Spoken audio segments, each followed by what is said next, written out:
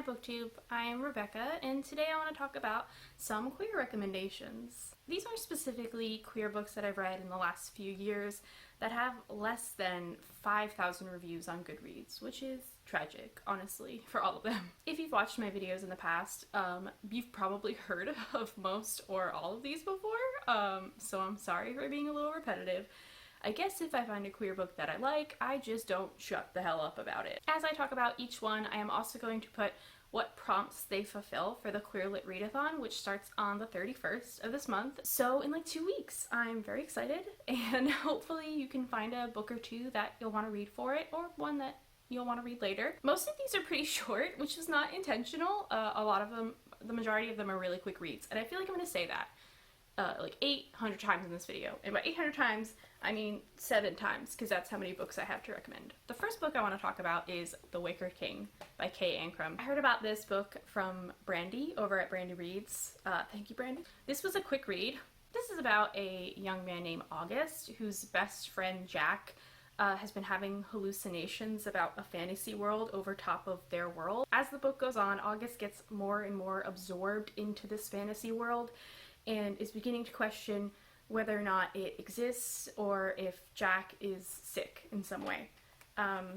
What lured me into this book and what a lot of people like is that as the book goes, things get a little bit dark, physically, and in the book too. I did really like this. I had some like minor complaints about August. August has like a lot of relationships in this book. I felt like maybe one more than necessary, and that was fine. It's very short, so I think like a lot is stuffed in that I could have done with less. I don't know if that's weird, but overall I read it so fast. It's so interesting. I really got sucked in. So the next book I want to talk about is Passing Strange by Ellen Klages. This book was recommended to me by Matthew Sharapa. This was years ago. He did like weirdly specific book recommendations and asked, you know, for people to ask for very specific book recommendations, and he recommended this one. This book follows 6 queer women in 1940s San Francisco. There's a lot of mystery, there's some really light, fantastical kind of elements to it, really light fantasy. There is a romance, and it is very quick. Some of the comments I said complained a little bit about insta-love. It's a romantic novella. I'm sorry, it's not going to be a really slow build romance over less than 200 pages, I think. Oh, okay, it was 210 pages. Whatever. I was really intrigued by this. It is, despite being short, it's very slow and drawn out in a way that I really liked, so if you're interested in that. And then there's just a couple of like really intriguing mysteries in it, and the setting was wonderful, and it was really sweet. Okay, the next book I've been telling people to read for so long, and y'all are sleeping on it still. Not enough people are reading Dreadnought, okay? Dreadnought by April Daniels. I've talked about this a lot. It is about a trans girl superhero. I really enjoyed this. More than that, I really enjoyed Sovereign, which is the sequel. Dreadnought is great. It feels very much like a debut. A lot of people say that, and like sometimes I don't know what it means, but I feel like I know what I mean when I say that. There's a lot of transphobia in this, so just be totally warned about that before you go in. Danielle has to deal with some like seriously shitty people. Sovereign definitely focused more on the actual crime fighting element of it, because Dreadnought is so much about Danielle coming out and kind of dealing with being a superhero now, and it's a lot of that. It's very much an origin story, right? And then Sovereign, we really get to get into the superhero aspect, which is so fun, and there are a lot more characters in it, a lot of additions that I just loved. I need to reread these soon because I flew through Sovereign and loved it, but I gotta like linger in it more because I feel like I forget so much of it. But if you're at all interested in superhero books or wanted to pick some up, I'm finding that I enjoy superhero books a lot, probably more than movies. I don't love superhero movies, I'm gonna be honest. Like, I like some of them a lot, but for the most part, I'm like, that okay. But for some reason in books, I just find it way more fun. Which is silly, because I mean, it's action. You would think you'd want to see it, but like, I'll see it in my head. That's a thing. That's that counts. The next book I want to talk about is The Celestial's Guide. Nope. The next book I want to talk about is The Lady's Guide to Celestial Mechanics by Olivia Waite. I heard about this from Yvette over at Book Cave, and I'm so glad that I picked it up when I found it at the library randomly.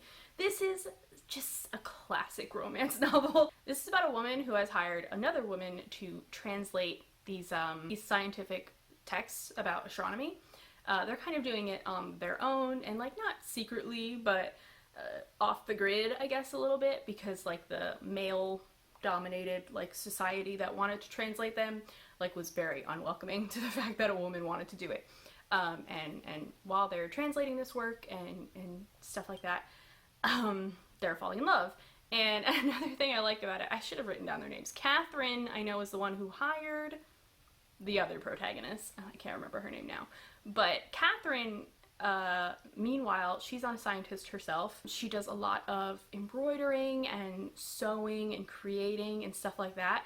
And there's so many conversations about the fact that that's also really important and amazing and beautiful work, and she's not less of a person because she's doing something feminine. And I really loved that take, because a lot of historical novels where there's a female protagonist who likes doing sciencey things and things that are very boyish, kind of shit on the idea that anything feminine is bad. And that is not going in the right direction when you're, you know, criticizing that way of life, the way things have been for so long.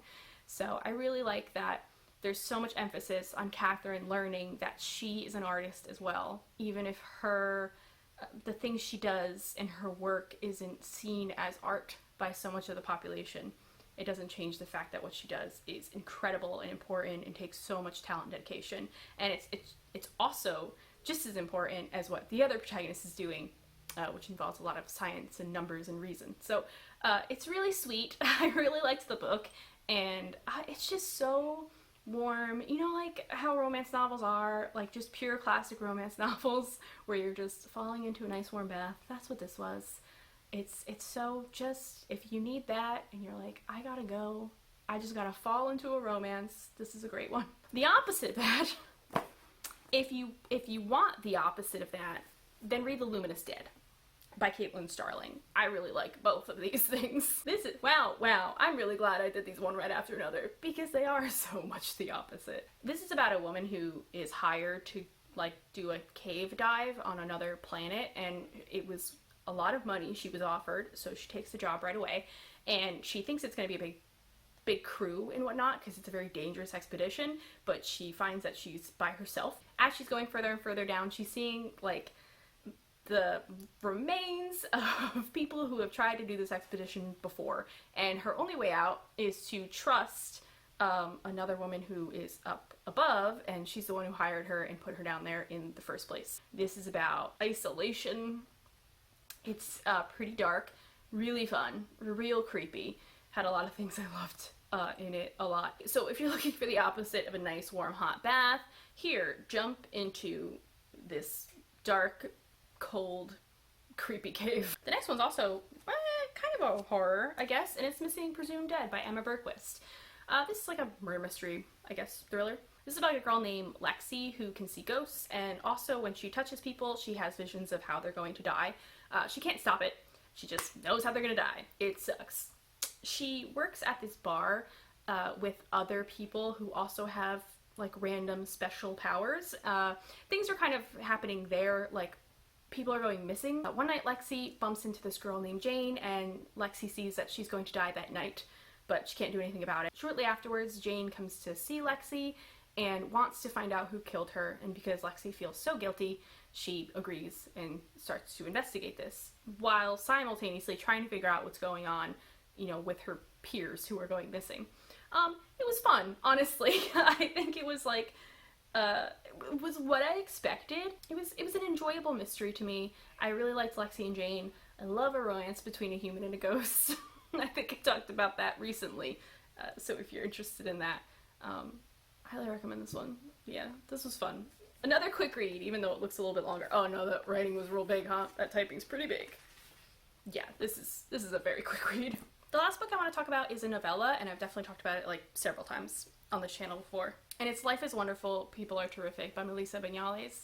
This is about a girl named Missy who lives in Northern California in the 90s. She's going to university and is finding the price to be a little bit much for her, so she has to start stripping like at night and on the weekends and stuff like that. She gets caught up in doing a lot of drinking and hooking up with people randomly, and in general just kind of like slipping away from her college responsibilities. Missy is fairly unlikable, to be honest. She makes a lot of mistakes and hurts people that she really cares about very much. I would say if you've had a dark point in your life like that, where you were being really selfish and dumb, you'll find this book super relatable, which I did. I did have like a Missy stage of my life. There's quite a lot of graphic sex in this, so just be warned. While it is a college age girl, it's not young adult by any means.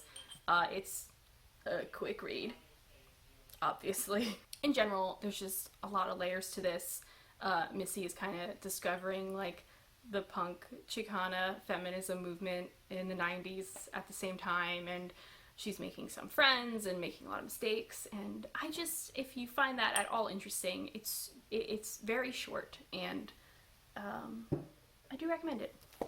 Obviously, I recommend it. How many times did I say you should read this? I recommend it. Duh, I recommend it. That's what the video's about, dumbass. Alright, so hopefully you found something here that you're interested in reading. Hopefully everyone's doing okay. I honestly am not. I'm doing okay. Like the bare minimum of alright, I guess, is where I'm at. It depends on the hour. Like, I'm gonna be real. Join me next time when I'm doing that TBR. I don't think I'm gonna do anything between that. And then afterwards, who knows? I sure don't.